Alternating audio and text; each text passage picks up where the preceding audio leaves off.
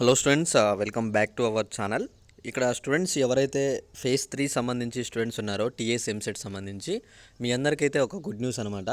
అయితే ఇక్కడ స్టూడెంట్స్ కూడా చాలామంది నాకు ఫేజ్ 1లో సీట్ రాలేదు, ఫేజ్ 2లో సీట్ వచ్చింది, నాకు ఫేజ్ 3కి ఎలిజిబిలిటీనా నాకు ఫేజ్ 1లో సీట్ క్యాన్సిల్ చేసుకున్నాను, నేను ఫేజ్ 2లో నాకు మళ్ళీ ఇప్పుడు సీట్ అనేది రాలేదు, నేను ఫేజ్ 3కి ఎలిజిబులేనా, ఇలా చాలా వరకు డౌట్స్ ఉన్నాయి అన్నమాట స్టూడెంట్స్ అందరికీ. మీకు ఈ డౌట్స్ అన్నీ ఈ వీడియోలో క్లారిఫై చేస్తాను. అలానే ఇప్పుడు ఫేజ్ 3కి ఎన్ని కాలేజెస్ అనేవి ఇంక్రీజ్ చేశారు, ఏ కాలేజ్లో ఏ బ్రాంచెస్ ఇంక్రీజ్ చేశారు, ఫేజ్ 3లో మీకు కాలేజ్ వస్తుందా రావట్లేదా, వీటన్నిటి గురించి నేను క్లారిటీ అప్డేట్ ఇస్తాను. అంతకన్నా ముందు మీరు ఏం చేస్తారంటే స్టూడెంట్స్, మీరు ఒకసారి నా కింద డిస్క్రిప్షన్లో టెలిగ్రామ్ గ్రూప్ లింక్ అని ఉంటుంది, మీరు ఆ లింక్లో జాయిన్ అయ్యి ఒకసారి మీరు గ్రూప్లో చూసినట్టయితే ఫేజ్ 2లో ఫేజ్ 1లో నా దగ్గర వెబ్ ఆప్షన్స్ పీడిఎఫ్ అయితే తీసుకున్న స్టూడెంట్స్ చాలామంది స్క్రీన్ షాట్స్ అయితే నేను పెట్టాను గ్రూప్లో. మీరు అక్కడ చూడండి, వాళ్ళ ర్యాంకు మీ క్యాష్ నాకు సెండ్ చేస్తే నేను మీకు వెబ్ ఆప్షన్స్ యొక్క పీడిఎఫ్ పంపుతాను అనమాట. మీరు ఏం చేస్తారంటే ఆ పీడిఎఫ్ డైరెక్ట్ మీరు వెబ్ ఆప్షన్స్లో పెట్టుకున్నట్లయితే మీకు మంచి కాలేజీలో సీట్ వస్తుంది, 100% వస్తుంది. నేను సెండ్ చేసిన పీడిఎఫ్ అయితే మీరు పెట్టుకుంటే.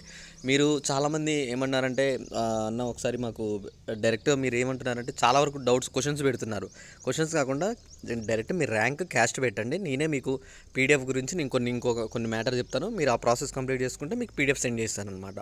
ఓకేనా? అయితే ఇక్కడ మెయిన్గా వచ్చేసి మనకి ఫేజ్ 3 అనేది 5వ తారీఖు నుంచి కొత్తగా ఎవరైనా సరే ఫేజ్ 1లో ఇంతవరకు రిజిస్ట్రేషన్ చేసుకోకపోయినా, ఫేజ్ 2లో చేసుకోకపోయినా, కొత్తగా ఫేజ్ 3 చేసుకుంటున్న వాళ్ళు ఎవరైతే ఉంటే వాళ్ళు వచ్చేసి స్లాట్ బుకింగ్ అనేది రిజిస్ట్రేషన్ అనేది 5వ తారీఖు స్టార్ట్ అవుతుంది.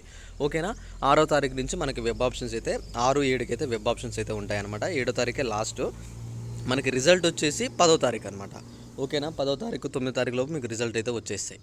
అయితే ఇక్కడ ఎలిజిబిలిటీ అనేది అయితే మనకి ఈసారి ఎలిజిబిలిటీ ఇప్పుడు ఫేజ్ 1లో మీకు ఒక కాలేజ్ వచ్చింది అనుకోండి, ఫేజ్ 2లో ఏ కాలేజ్ రాలేదు, ఖచ్చితంగా ఫేజ్ 1లో కానీ ఫేజ్ 2లో మీకు ఏ కాలేజ్ వచ్చినా సరే వాళ్ళందరూ కాలేజ్ రిపోర్టింగ్ చేసిన స్టూడెంట్స్ ఎవరైతే ఉన్నారో వాళ్ళు మాత్రమే ఫేజ్ 3కి ఎలిజిబిలిటీ అనమాట. ఒకవేళ లేదు, ఇక్కడ ఫేజ్ 1లో వచ్చింది కాలేజ్, మీరు ఆన్లైన్ సెల్ఫ్ రిపోర్టింగ్ చేసుకోలేదు, క్యాన్సిల్ చేసుకున్నారు. ఫేజ్ 2లో ఇంకో కాలేజ్ వచ్చింది, దాన్ని కూడా మీరు ఆన్లైన్ సెల్ఫ్ రిపోర్టింగ్ చేసుకోలేదు, క్యాన్సిల్ చేసుకున్నారు అనుకోండి, మీరైతే ఎలిజిబిలిటీ అయితే కాదనమాట. ఇప్పుడు ఒకవేళ ఫేజ్ 1లో ఒక కాలేజ్ వచ్చిందనుకోండి, ఆ కాలేజ్ మీరు వద్దనుకొని ఫేజ్ 2కి వెళ్ళారు, ఫేజ్ 2లో మీకు ఏ కాలేజ్ రాలేదనుకోండి, అలా మీరు ఎలిజిబుల్. ఎందుకంటే మీకు ఫేజ్ 2లో మీరు కాలేజ్ అనేది క్యాన్సిల్ చేసుకోలేదు, అంటే మీకు ఏ కాలేజ్ రాలేదు కాబట్టి మీకు అప్పుడు క్యాన్సిల్ చేసుకోలేదు కాబట్టి మీకు ఎలిజిబిలిటీ ఉంటుందన్నమాట. సో ఇది, ఇంకా దీని గురించి ఏమైనా బ్రీఫ్ కావాలనుకుంటే ఒకసారి కామెంట్ చేయండి. అలానే ఈ వీడియోని మీ ఫ్రెండ్స్ షేర్ చేయండి. కింద డిస్క్రిప్షన్లో టెలిగ్రామ్ గ్రూప్లో జాయిన్ అవ్వండి.